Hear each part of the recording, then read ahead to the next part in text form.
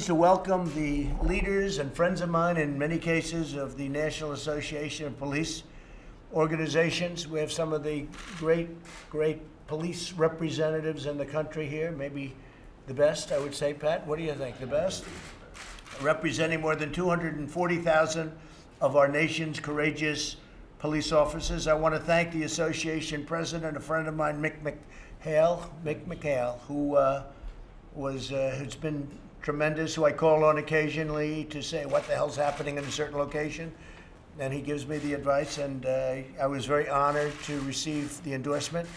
That was a great endorsement. We very much appreciate it, Mick. The entire leadership team is here today, representing large portions. What would you say the percentage of police in the country are represented in this room? Big portion? Yes, sir. Yeah, very big portion. I appreciate it. Also, I want to thank our Vice President, Mike Pence. He's been very involved in a lot of issues, but this issue is one of his very important ones, I think we can say, Mike, right? Thank you, Mr. President. We're here to discuss the unwavering support of our nation's courageous police officers and our determination to defend the safety of all Americans. I just spoke on Portland. I just spoke with Chad Wolf, who's doing a fantastic job at Homeland.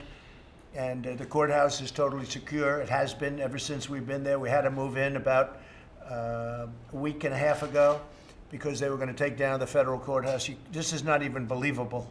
You know, you tell these stories, it's not even believable.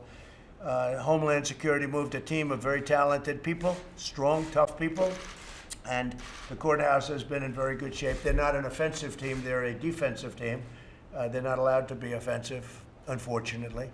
And you had radical anarchists, you had horrible people, you had agitators.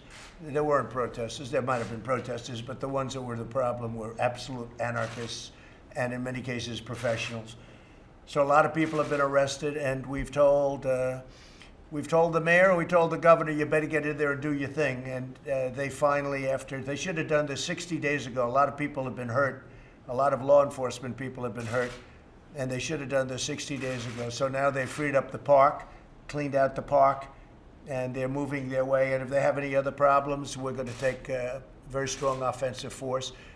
Nothing started because the federal government was there. In fact, if we weren't there, you would not have a courthouse right now. You know, the media, some of the media, not all of it, but some of it, they are saying that because the federal government walked in, they became worse. Now, because the federal government walked in, we saved the U.S. courthouse, the federal courthouse, which is was a magnificent. It will be shortly, but you know, there's graffiti all over it and everything else. That's why we moved in, because the local police were not protecting federal property.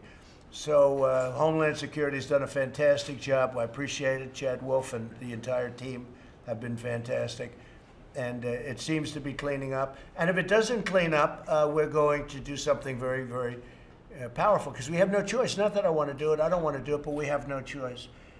In recent weeks, law enforcement has become the target of a dangerous assault by the radical left. The left-wing extremists have spread mayhem throughout the streets of different cities, in particular Portland. If you look, Portland is one.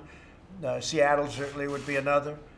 And we were getting ready to go into Seattle. We would have solved that problem very quickly. When they heard that we were going in, they went in.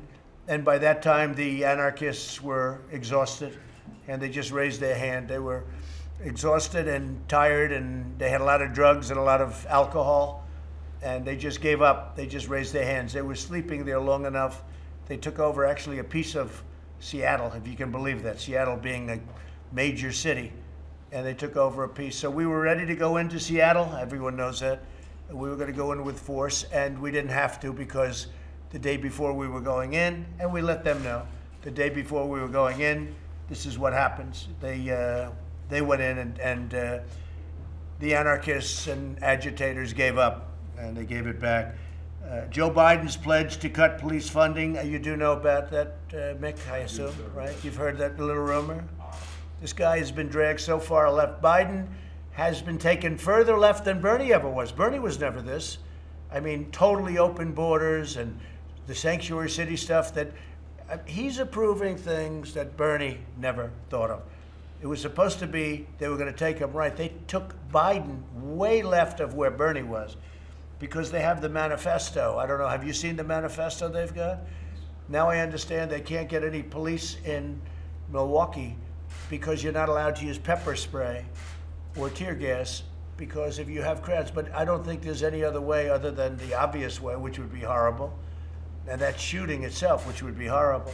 But I don't know how you can control a crowd if that crowd's anything like what you have at Portland. There's no way you could possibly do it without tear gas and pepper spray. Pat, would you say that's a correct statement? I agree. You have to control the streets. You have to do it fairly, but you have to do it. That's pretty amazing, right? So you have no police that want to go to Portland because they know they can't do their job. You have to give them the equipment to do the job. It's incredible. They're not going to go till Milwaukee. So what's going to happen in Milwaukee, Mick? What do you think? Well, I think that they're going to have the mad exodus that we're seeing in other parts of the country. And again, sir, it's the exposure of these men and women who continue to suit up and provide the safety that they took an oath to. And we want to, as an association, but we speak for all law enforcement, and thanking you personally for your executive order, which allowed us to surplus equipment. That equipment is saving our lives, literally, sir, and we thank you. We thank you for all of us. Thank you. Yeah. No, that was very controversial. The previous administration didn't want to do that. We had hundreds of millions of dollars worth of equipment, really good military equipment, good stuff, and a lot of it was protective. It was defensive equipment, where like vehicles that are very strong in terms of defense capability, where you wouldn't get hurt with the windows are, shatterproof, etc., and bulletproof. And we gave that out to our police departments. It was sitting there gaining dust. That was the only thing it was gaining, was dust. And we gave that out to all of our police departments all over the country. And you have no idea, every time I go someplace, the police thank me for that. This is stuff that was just getting less and less valuable. Much of it was brand new, but getting less and less valuable, sitting in warehouses. Probably the government was paying a lot of rent to the warehouses. And it's been a great thing. So as a result of the outrageous attacks on law enforcement, violent crime has surged in certain Democrat-run cities, many of them. I mean, you look at New York, it's up 348%. Who ever heard of a number like that? Because you have a radical left mayor who doesn't know what he's doing. He doesn't know what he's doing. I don't understand even how the police can allow it to happen. That's the only thing. We talk about that. But you look at Chicago. In Chicago, more than 2,200 people have been shot. Okay, think of that, shot. Now, that's far worse than Afghanistan. We're leaving Afghanistan fairly shortly, but we see things in Chicago and other places that you don't see in Afghanistan. It's unbelievable. 40% increase from 2019. And the hard thing is that crime is down nationwide. So I'm taking all of these Democrat-run cities, and we're putting them in with the well-run cities and largely Republican well-run cities and states. And with all of this shooting that you see in Chicago and New York, and Minneapolis had a bad period, but we sent in the National Guard. The National Guard did a fantastic job, and they stopped it. That place would have burned down. Minneapolis would have burned down if I didn't force the National Guard into that. And you saw them form, right? It's a beautiful thing. All of a sudden, you see a line of people. They walk through it like a knife through butter. And that was the end of the problem in Minneapolis. So, we have to do that. But in New York City, nearly 300 people have been shot in the last month alone. Murders are up 32% in Philadelphia and 80% in Minneapolis compared to last year. Minneapolis, great place too. And Philadelphia, you think of it. I went to school in Philadelphia. You look at these numbers. In cities across the nation, we've also seen police officers assaulted with bricks, rocks, bats, Molotov cocktails, frozen bottles of water. Somebody said last night, what are these protesters? I saw it. He said, it's only water. How can water hurt you? Yeah, they don't say it's frozen in a bottle the size of a football, and they throw it at the police. It's unbelievable. It's water. And then they have cans of soup, and they throw the cans of soup. That's better than a brick because you can't throw a brick. It's too heavy. But a can of soup, you can really put some power into that, right? Yes, sir. And then when they get caught, they say, no, this is soup for my family. They're so innocent. This is soup for my family. It's incredible. And you have people coming over with bags of soup, big bags of soup, and they lay it on the ground, and the anarchists take it and they start throwing it at our cops, at our police.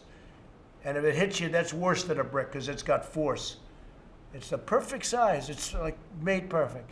And when they get caught, they say, no, this is just soup for my family. And then the media says, this is just soup. These people are very, very innocent. They're innocent people. These are just protesters. Isn't it wonderful to allow protesting? No. And by the way, the media knows it better than we do. They know what's going on. I don't know what's wrong with them. They're doing our country a tremendous disservice, I'll say that. But in cities all across our nation, we've seen our police officers so badly assaulted. In Portland and the other cities, my administration is vigorously defending federal property from anarchists and criminals. We've also launched Operation Legend, surging federal law enforcement to communities plagued by violent crime. And we're willing to help Chicago. We're willing to help New York. We're willing to help Philadelphia, any city you want. But by law, unless we go a special route, which we have the right to do, but it's very rarely done, we have to be asked by the local government, by the mayors and by the governors. And they don't want to do it, I think for two reasons. Number one, they're embarrassed to do it. And number two, I actually think they're afraid of these people, if you want to know the truth. I actually think these are radical left maniacs. And I actually think, Pat, I think they're afraid of these people. I think they're afraid of those people that I see in Portland, and to a lesser extent that I've seen in Seattle. I mean, the Portland is a tougher group. You know, they've been doing that for years to Portland. They've been doing it for years and years to Portland, and the police stepped down, and I don't believe it's the police's fault. They're not allowed to do it. They're good police, but they can do it. Let's see how they do tonight over the last night. It was a big step, but let's see how they do. So it's an honor to have the associations here. We have been with them. I've had endorsements from so many police, and I don't even say thank you anymore. I say, what's your choice? Your choice is me or somebody that has no clue what they're doing. And I say that kiddingly, but I sort of mean it, right? I sort of mean it. So our relationship with law enforcement has been outstanding, and with firefighters. I mean, you have firefighters that go to put out a fire, and people are shooting at them. They're literally shooting at them as they're putting out the fire. Guys are going up on ladders, and people shoot at them. But we have great support from firefighters. Usually just the top one or two people don't support us, you know, because they're used to something else. But everybody in there, we have tremendous support from the police, the firefighters, and almost every group of people that are associated with the things that we're doing and doing really well.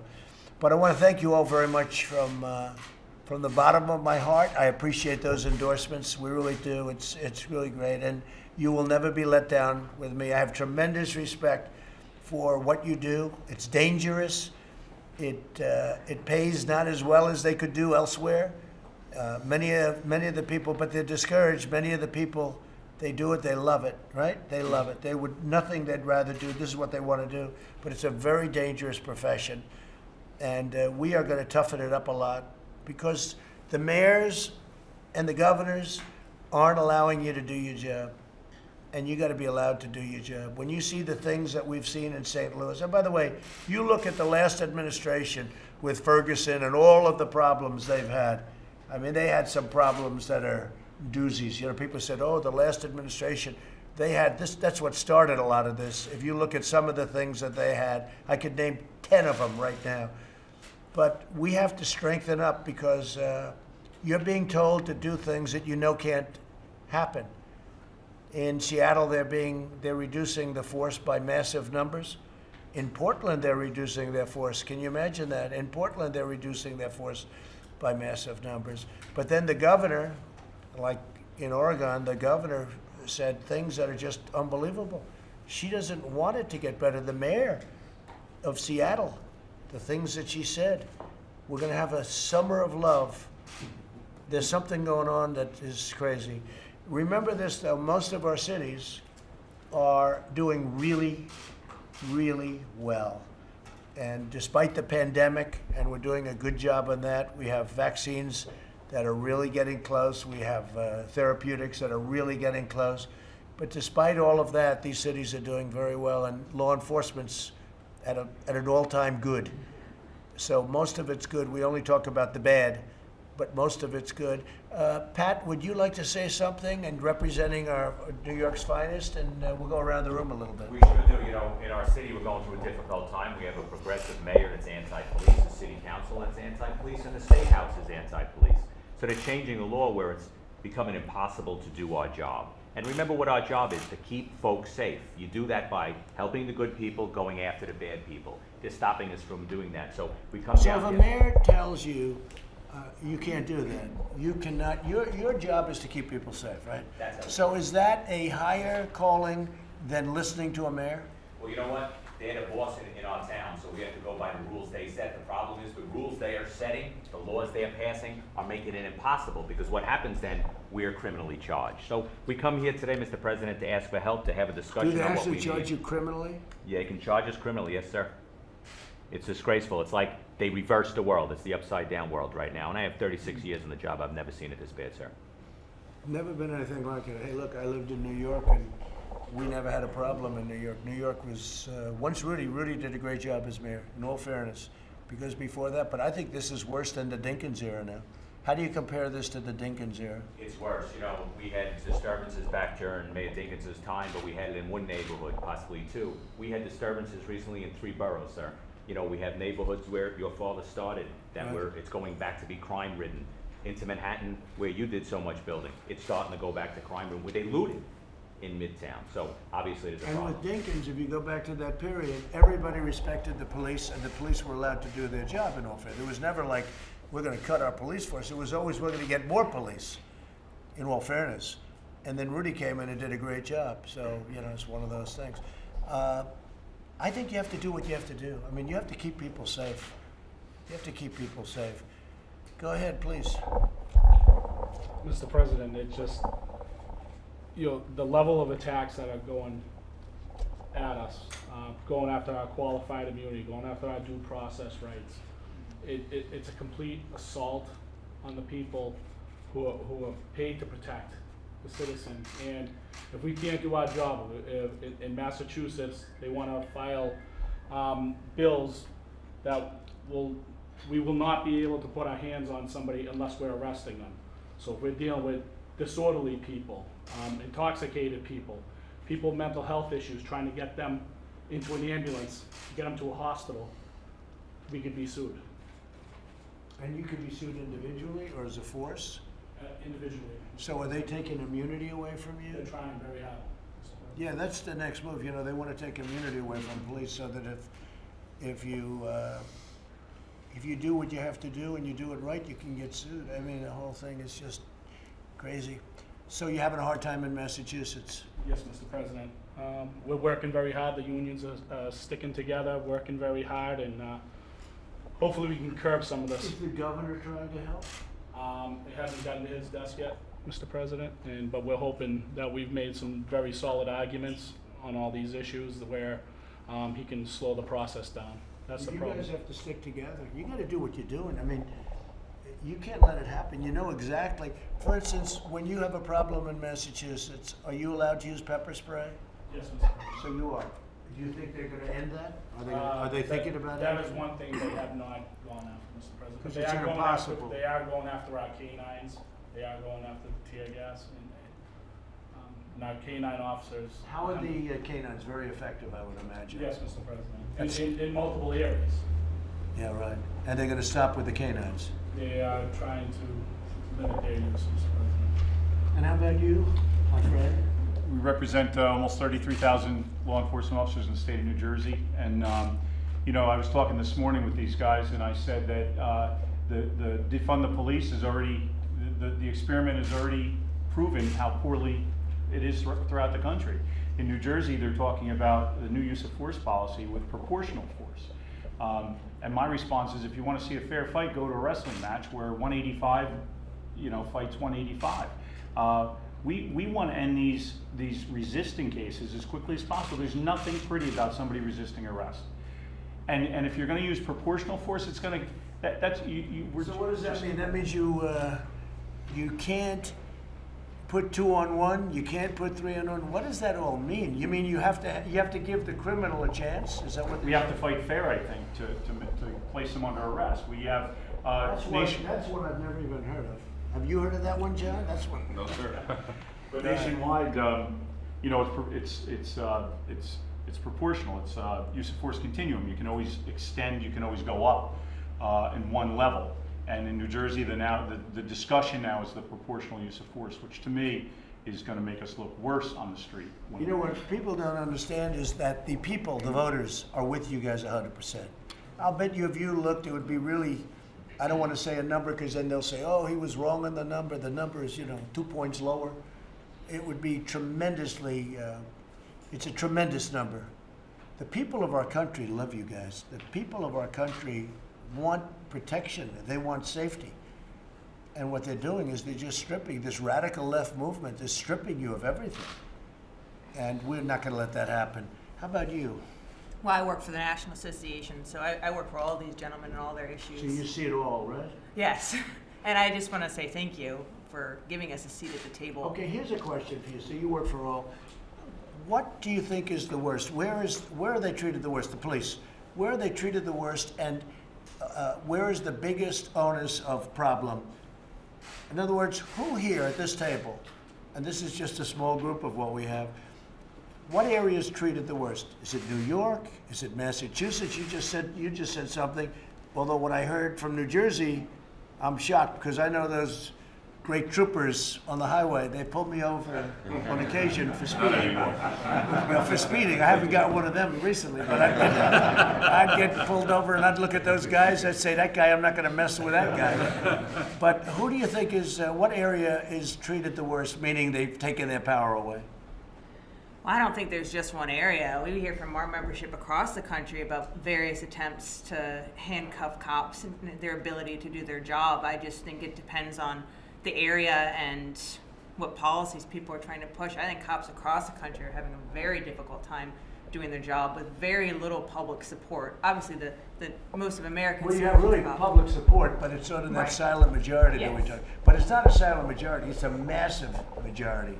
It's not anything Right. about the word majority is not a good enough word. You have tremendous public support, and these people feel they have to do this, the politicians, in order to stay relevant in this far left movement. John, what would you say about that? Who would you say is treated the worst in terms of areas? I'd say him. New York? Yes. Yeah, listen to the Pat One yesterday. of the worst, Pat. It can't be much worse than that. It's getting worse by the day. Each morning you wake up, first you get a text on the number of shootings and deaths you had the night before. Sir, you remember when you were building in Manhattan and crime was out of control.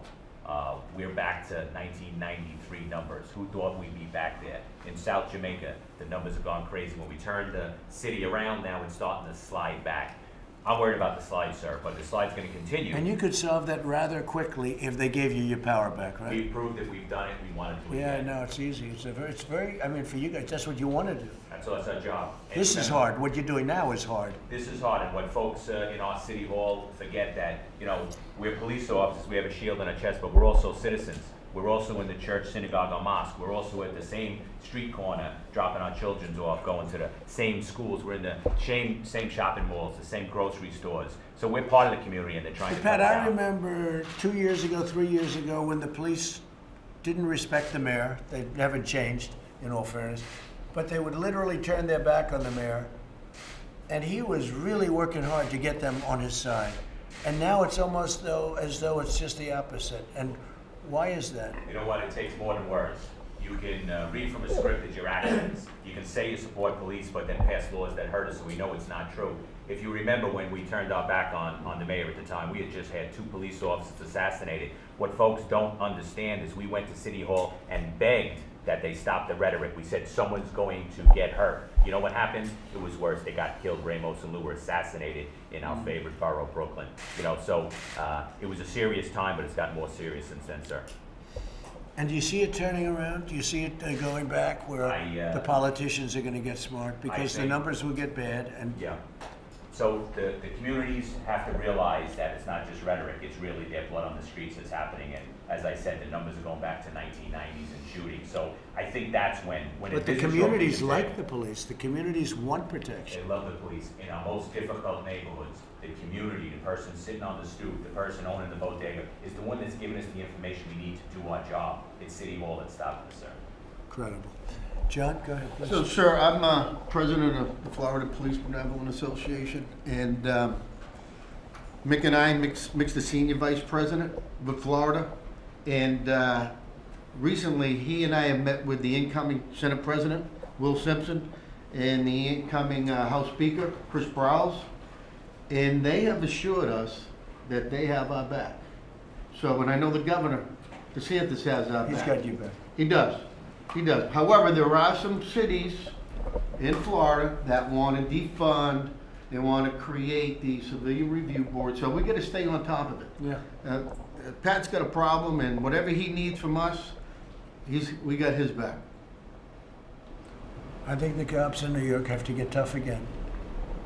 We want to, we have They got to skill get and tough. tools. They got a big voice. You know, you got a lot of people, that's a great force, and they have to get tough again. Absolutely correct. They're gonna have to take it and they're gonna have to, you just said, they have to protect, you're sworn to protect the people. You know, there's a point at which you have to, that's also an order coming down, protect the people. And I think Florida's gonna be in great shape with you, Governor, and everything else, but you gotta always watch it, John. No, we do. We really do. And listen, we're out there working it. And like I said, we represent over 30,000, and we got a lot of retirees from New York and New Jersey. You're welcome. Thank you. Do they come into the force? Then, You well, imagine, some of we them train do. them in New York, they leave after They 20 do. years and they go to Florida They go to court. and they become police. They have a good life, right? You wanna say something, Mick? Yes, sir. I think what's important and what radiates to our membership, sir, is your support that we're entitled to due process. And I don't think enough of the public realizes that. But your message, getting behind our profession and simply saying, we have due process as part of our state constitutions, and obviously we have a national due process that we're entitled to. That's all we ask for.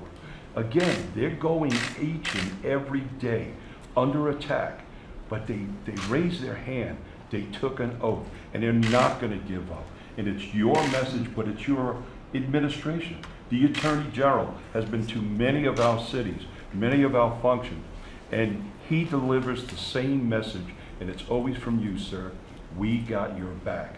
That's the most important aspect we could ever seek in our profession, to know somebody has our back. Well, In the what do you military, do- they say covering your six. Right. Sir, you're covering our six, and we thank I you. am covering you, but what do you do when you have a radical left, crazy mayor, and they're giving you orders that you know will lead to tremendous death and crime?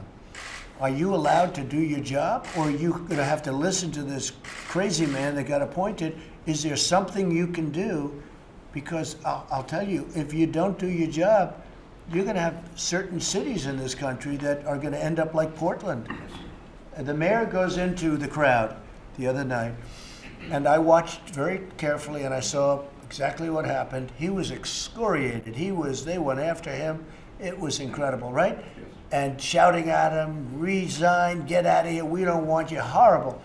And yet I watched on NBC News, Lester Holt, on your news, Peter.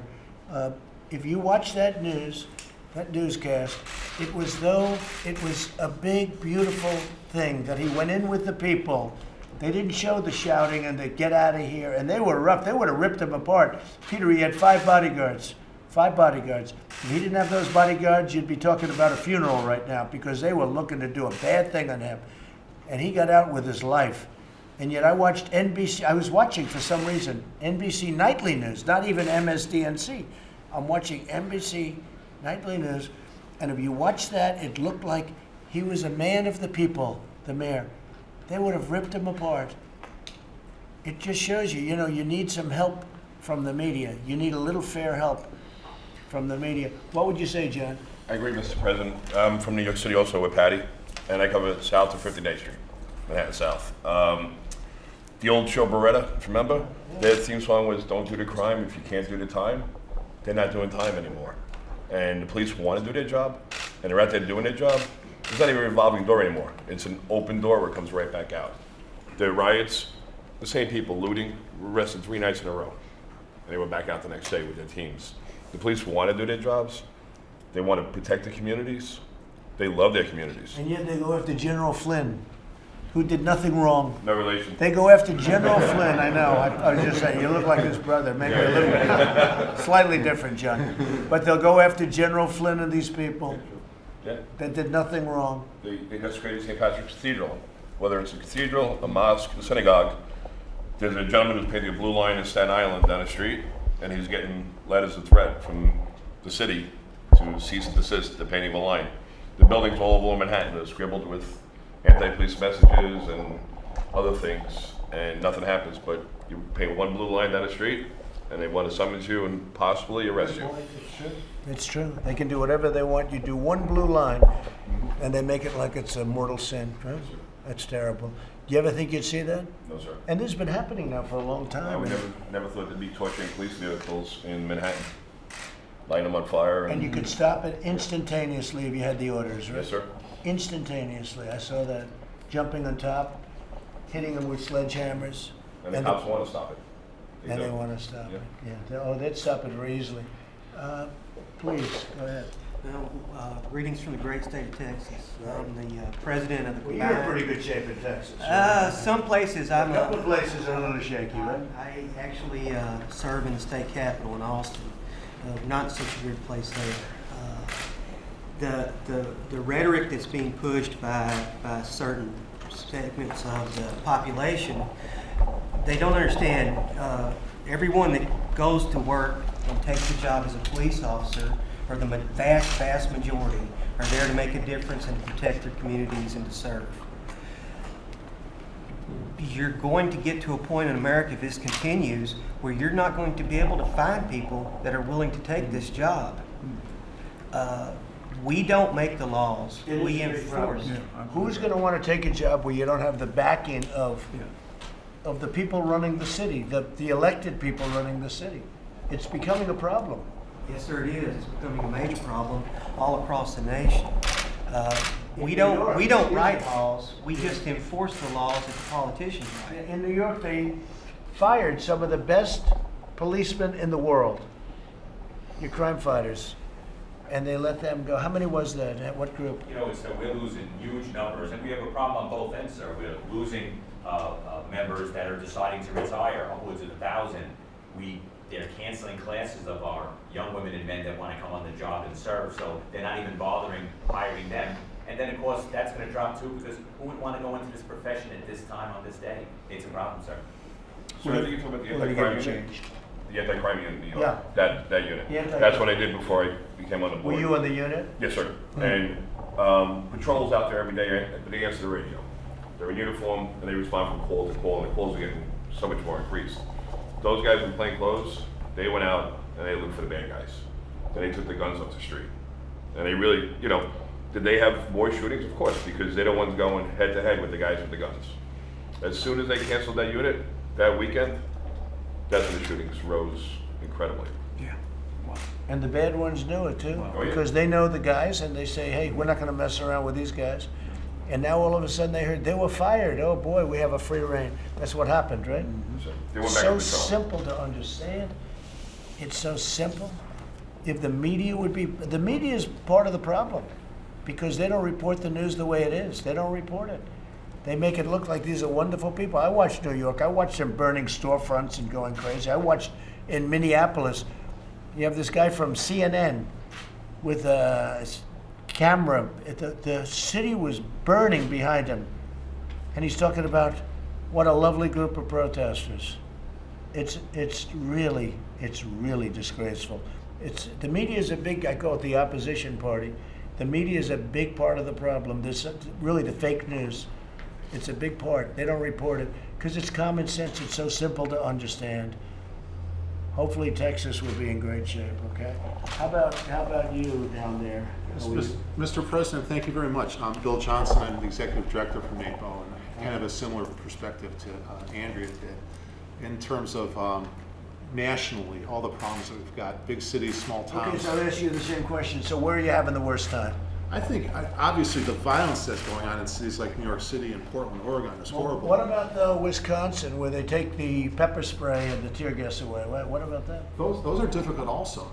And there's also another problem where you have cities like Minneapolis, for example, where the violence has been quelled, but now you've got the city council voting to disband the entire police department. That's a whole nother kind of stress. It's bad for the officers, They their want to families. disband the whole police department.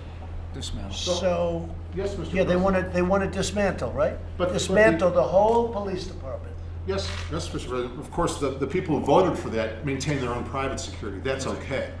But the shopkeeper, the guy running the gas station, the person trying to take the trash out in the middle of the night from the McDonald's can't call the police. So when you guys are hearing the term abolish, they use the word abolish the police, abolish the departments. Some of these people are actually serious about that. They are, Mr. That's President. not just rhetoric. No, they're insane, but they're serious, Mr. President. And it's the cities and it's the men and women who are going to suffer.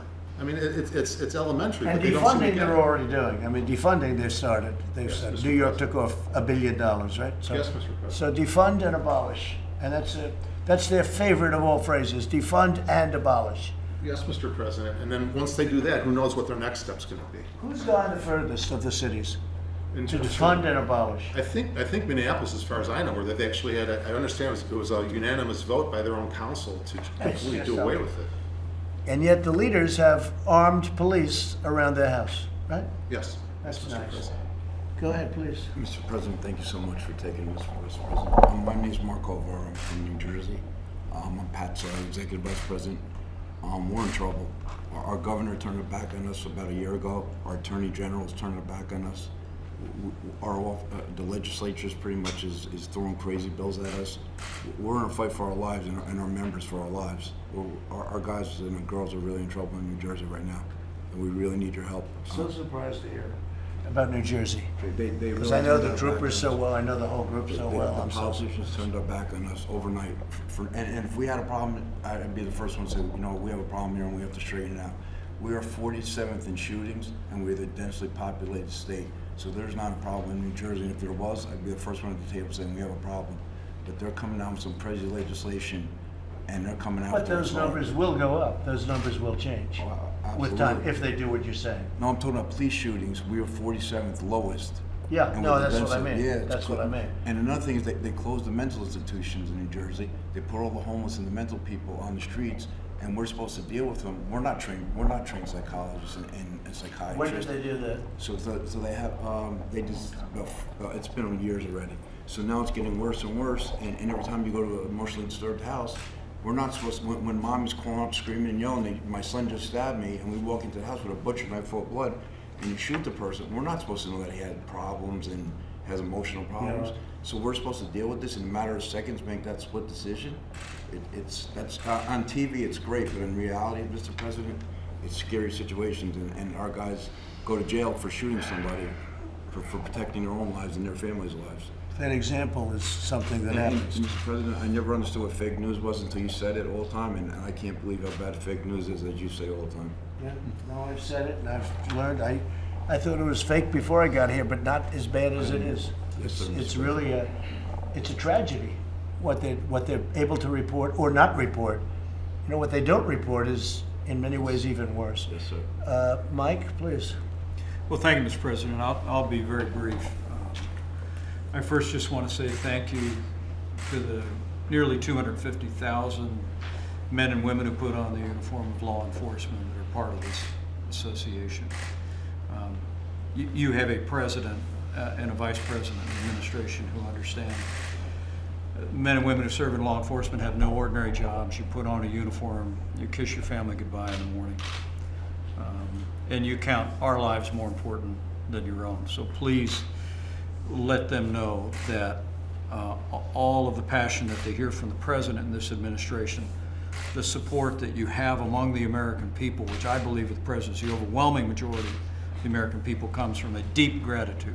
Secondly, thank you for the endorsement of the National Association of Police Organizations. for this president. I joined him on this journey 4 years ago.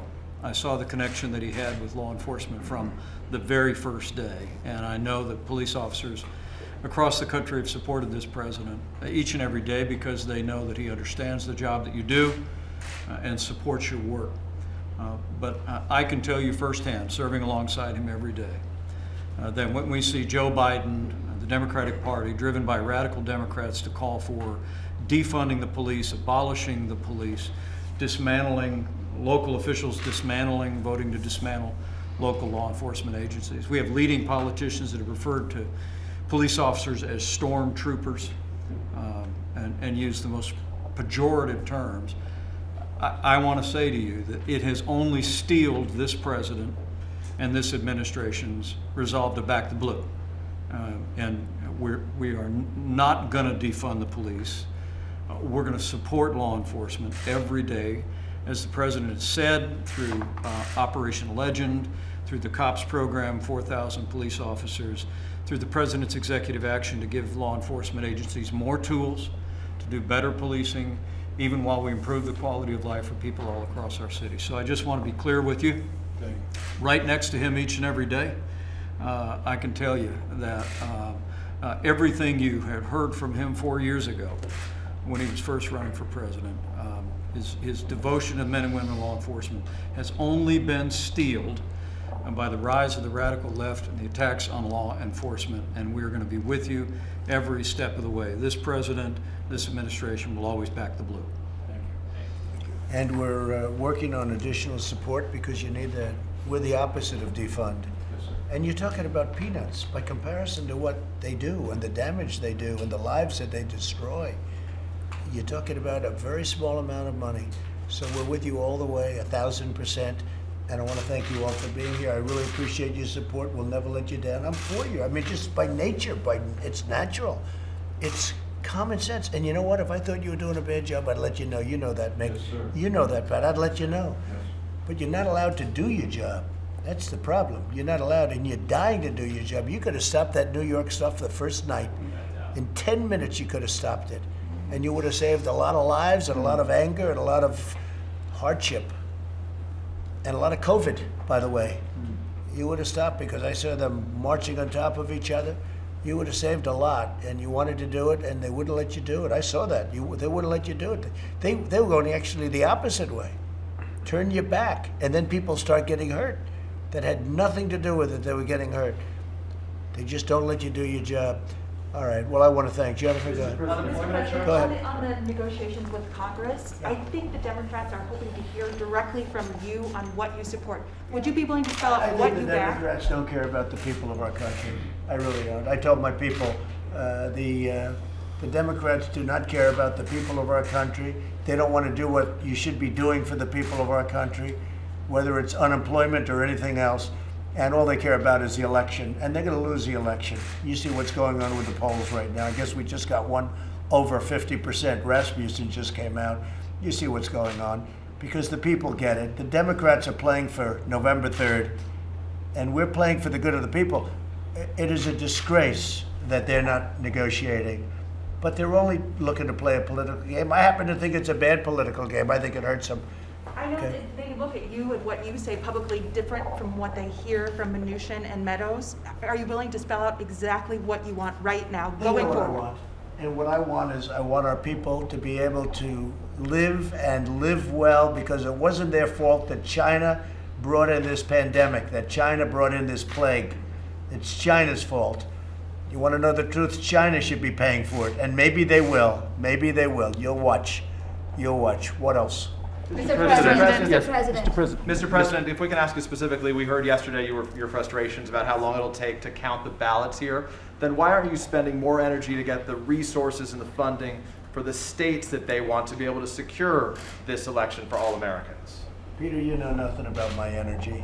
Okay, What you are know you nothing doing- what are you about. doing specifically? You know nothing about what I'm doing. What are you know, doing? Listen, you know nothing about what I do. The Americans are listening. So What are you doing? NBC, I just told you about the false report that NBC put out the other night about the mayor of Portland, and this is the kind of stuff you get. You'll see what happens. It is common sense. Everyone knows mail-in ballots are a disaster. You just have to take a look at the last recent, take a look at New York City. Look at New York. They're still counting your ballots, Pat. Do you know that? They had a race, a small race by comparison. By comparison, tiny. It's so messed up, they have no idea there are ballots missing. Thousands and thousands of ballots are missing. They think they're going to send hundreds of millions of ballots all over the United States and it's going to come out. You won't know the election result for weeks, months, maybe years after. Maybe you'll never know the election result, and that's what I'm concerned with. It'll be fixed, it'll be rigged. People ought to get smart. And I just hope our Republican voters, the people that are for you, are going to do what they have to do. Absentee ballots are great because absentee ballots, you have to go through a process to get them, and it's actually a great thing. Absentee ballots, I'm going to be voting absentee. An absentee ballot is one thing. A universal mail-in ballot is a disaster. These governors are going to send out millions of ballots. They don't even know where they're sending them. I already have friends that got ballots for a son who died 7 years ago. They got, you don't even want to talk about it. But the media knows this. Actually, the Washington Post wrote a great article, of all groups. A week ago, the Washington Post wrote a great article that this is a disaster. This is going to be the greatest election disaster in history. And by the way, you guys like to talk about Russia and China and other places. They'll be able to forge ballots. They'll forge them. They'll do whatever they have to do. People should go and they should vote or do an absentee ballot. So what are you doing to Mr. secure President. So to The secure military predominantly Say it. votes. The military predominantly votes by mail or absentee. Absentee. And so You didn't understand me. I said absentee ballots are actually a very good thing. Absentee ballots are secure and they're very good. But universal mail-in are a disaster. You're going to see an election and we're going to do very well in the election. Nobody wants that date more than me. I wish we'd move it up, okay? Move it up. But you're not prepared for what they're doing. And they're using COVID. You know, they're using the China virus. China must be very happy about it because they hit us with a virus and now they screw up an election like you will never see. You watch what happens. I don't think you'll ever give me any statement. I guess Trump was right, but the people know I'm right. Watch what happens. New York City has a little election. We just talked. You got to see. Do you know how far they're never going to have the result of that election? Never the correct result. They'll probably announce something at some point. But when did that take place? Like 5-6 weeks ago. Absentee ballots, great. Going to the polls, great. If you do universal mail-ins with millions and millions of ballots, you're never going to know what the real result of an election is. It's going to be a very, very sad day for our country. Go ahead. on this topic, sir? If the system is a disaster, as you say, why not commit to putting in resources to fix it? We're putting in all the resources you can. But as a couple of the radical left people said, you know, who actually agree with me, they said, no matter what you do, we're not prepared for this. They're not prepared for an onslaught of millions of ballots pouring in. They're not prepared. They're not prepared. You watch. They're not going to announce anything on November 3rd. They're not going to announce it on the 4th or the 5th or the 6th. It'll go on forever. People should go. You know, they voted, Mick, during World War I. They voted during World War II. They went to the polls. They voted. They went to their booth, and they voted proudly. But now with COVID, they don't want to vote. It's not they don't want to vote. This will be catastrophic for our nation. And you'll see it. I'm always right about things like this. I guess I must be. But- I wouldn't be sitting here. but- Yes, Jennifer, go ahead. When You you want give the- something? Jennifer, did you want? No, that's all right. Can we Mr. ask you- President, what is your decision to delay the election in Hong Kong? What is your opinion? What do you I want think to. about I it? want to right now focus on this election. I'll have a statement about that soon. On this I heard topic- that they did the delay in Hong Kong, and we'll have a statement about that. But Sir, I want to can I focus ask about on this this. What do you topic? think about Sir, on that? this topic, Okay, you thank said, you very a much. quick question on Obama. A quick question.